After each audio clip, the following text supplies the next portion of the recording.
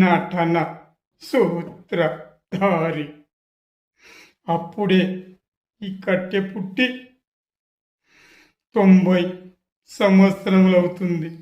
మళ్ళీ నాకు ఈ అన్నమయ్యకు మళ్ళీ ఆయుష్ పోసి 16 ఏళ్ల పసి బాలునిగా చేస్తానని అంటున్నావు వెంకటేశ. నీకిది న్యాయంగా ఉందా? సృష్టి ధర్మాన్ని ఎవరు ఈ ప్రపంచంలో అధిగమించలేరు వెంకటేశ, అధిగమించలేరు. ఇక నాకు సెలవిప్పిస్తే నేను స్వర్గధామంలో వచ్చేసి అక్కడ నీ పాదపూజ చేసుకుంటాను. నా గానామృతాన్ని అక్కడ నీకు